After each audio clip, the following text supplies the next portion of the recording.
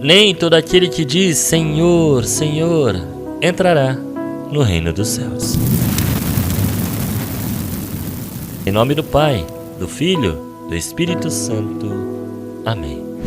Amados irmãos e irmãs em Cristo, que a paz de nosso Senhor Jesus e a fé de Maria estejam conosco.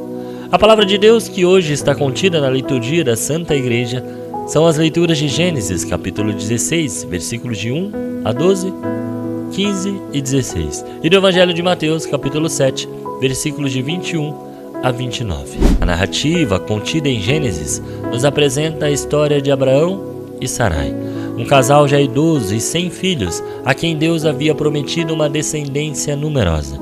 A promessa, porém, demora a acontecer e a impaciência e a fragilidade humana começam a se manifestar. Sarai, em sua angústia, em sua ansiedade, propõe uma solução que para a cultura da época era até comum, que Abraão tomasse sua serva Agar para ter um filho com ela. Essa atitude de Sarai nos mostra como é fácil, em momentos de incerteza, em momentos de espera, tentar dar uma ajudinha à vontade de Deus. Quantas vezes, diante de uma dificuldade ou algo que queremos e julgamos ser bom para nós, ficamos ansiosos para que aconteça, mas a espera tira nossa paz, pois queremos que aconteça no mais rápido possível. E então buscamos nossas próprias soluções, baseadas em nossa lógica e em nossos próprios esforços, em vez de confiar plenamente na providência divina. O resultado da escolha de Sarai, da escolha humana, normalmente é o conflito e a dor. Sempre acabam em tragédia. Agar engravida e a relação entre as duas mulheres não poderia acabar bem. A fuga de Agar para o deserto nos revela a consequência da desconfiança em Deus e da busca por atalhos. E mesmo diante da dor, Deus não abandona Agar.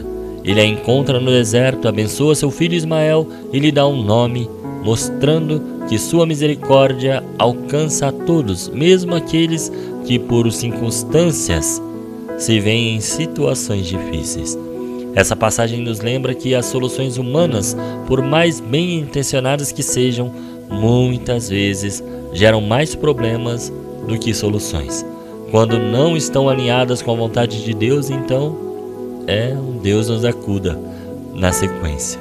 Deus é fiel às suas promessas, irmãos, só que vai ser no tempo dele e não no nosso. Porque os pensamentos meus não são iguais aos seus pensamentos, nem os vossos caminhos são iguais aos meus caminhos, já dizia o Senhor em Isaías. O Evangelho de Mateus nos transporta para o cerne da pregação de Jesus, onde ele nos adverte sobre a verdadeira natureza da fé e da obediência. Ele começa com uma afirmação que nos choca. Nem todo aquele que diz Senhor, Senhor, entrará no reino dos céus, mas o que põe em prática a vontade de meu Pai que está nos céus. Essa é uma das passagens mais desafiadoras e ao mesmo tempo libertadoras da palavra de Deus. Jesus não está preocupado apenas com nossas palavras, o quanto somos devotos fervorosos externamente, ou com a nossa participação na missa por cumprimento de preceitos, ou então por proclamarmos a sua soberania sobre nós. Não, ele nos convoca a uma fé que se traduz em ação, em obediência prática à vontade do Pai. Não por obrigação ou por medo, mas por amor, por crer em verdade e em espírito.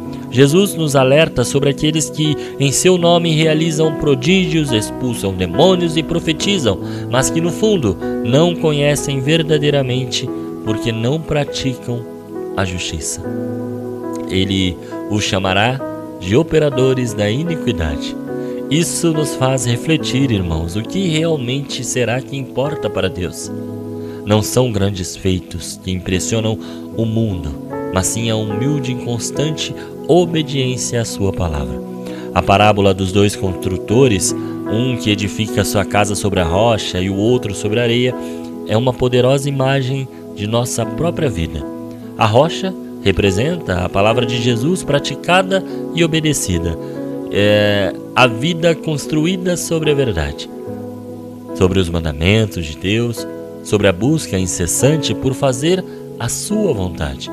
Quando as tempestades da vida vêm, quando as dificuldades, as provações, doenças, mortes chegam, normalmente a casa construída sobre a rocha permanece firme, crendo e adorando Ele ainda mais. A areia, por sua vez, simboliza a vida edificada sobre a aparência, sobre as palavras vazias, sobre os próprios desejos e vontades, sem a sólida fundação da obediência a Cristo.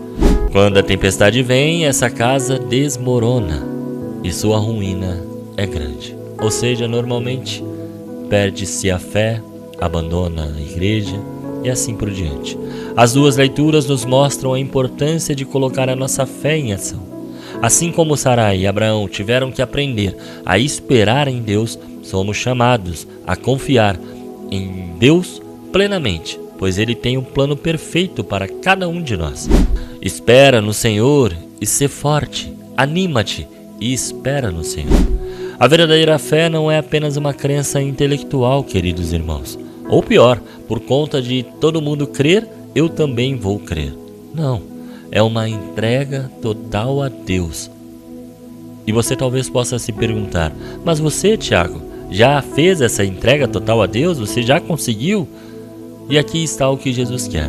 Por nossa inclinação para o mal, nós temos grande dificuldade de fazer isso por nossas próprias forças. Mas não é impossível, é alcançável. E se talvez eu ou você não alcançar, Deus vai ser justo, porque Ele estará vendo a sua luta.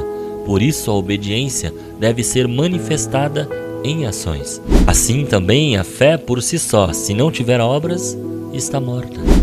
Muitas vezes pensamos que Deus espera de nós grandes feitos, mas não. Ele se agrada da fidelidade nas pequenas coisas do dia a dia. É na constância de nossa obediência que edificamos a nossa casa sobre a rocha. Ou seja, irmãos, quem é fiel com pouco, também é fiel no muito. Quem é injusto no pouco, também é injusto no muito. Jesus nos mostra que a sua palavra é o alicerce sobre o qual devemos construir a nossa vida. Não basta ouvir, é preciso praticar. Como diria Paulo em sua segunda carta a Timóteo, toda a Escritura é inspirada por Deus e útil para o ensino, para a repreensão, para a correção e para a instrução na justiça.